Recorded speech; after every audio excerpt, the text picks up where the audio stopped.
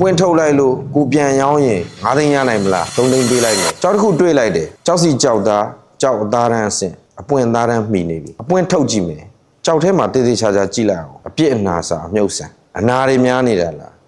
အပွင့်ထုတ်ရင်ပယ်ရွယ်ကြီးကြီးရနိုင်ပါမလားနံပါတ်1စဉ်းစားပြီးတော့ဒီကောင်ကတော့အပွင့်တော့ရတယ်အနာတော့များတယ်ပယ်တေးသေးလေးတွေပဲရမှာဈေးထောက်ကြည့်မယ်သူပြောတဲ့ဈေးနဲ့ကိုမှန်းထားတဲ့ဈေးနဲ့နီးစပ်နေတယ်တိုက်ဆိုင်နေတယ်ဆိုရင်ဈေးပေးဖို့တစ်ချက်စဉ်းစား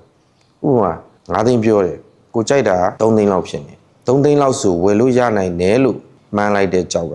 သူပြောတာမှ9သိန်းဆိုရင်နီးစပ်မှုရှိဟုတ်ပြီ3သိန်းပေးလို့ရတယ်လို့တော့ကိုယ်စိတ်ထဲမှာမှန်းထားတယ် तू ကဆိုတာမှ9သိန်းဒါဆိုရင်9သိန်းဆိုတဲ့ကြောက်3သိန်းတန်းပေးရောင်းမှာဈေးမပေးခင်မှာပြန်စဉ်းစားဈေးမေးပြီးသွားပြီဈေးမပေးခင်မှာပြန်စဉ်းစားဟုတ်ပြီငါ3သိန်းကြိုက်တယ်ဒီကြောက်က3သိန်းကြိုက်တယ်ဘာလို့ကြိုက်တာလဲပြန်ကြည့်တေးသေးချာချာပြန်ကြည့်အပြည့်အနာစာပြန်ကြည့်ဖြင်းပြန်ကောင်းပြန်ကြည့်ပွင့်ထုတ်လိုက်လို့ကိုပြန်ရောင်းရင်9သိန်းရနိုင်မလား3သိန်းပေးလိုက်မယ်9သိန်းရနိုင်မလားကိုယ့်ဟာကိုယ်အမေးဖြေပြန်လို့ရနိုင်တယ်တေးချပြီဆိုရင်3ချက်အောင်ဈေးထောက်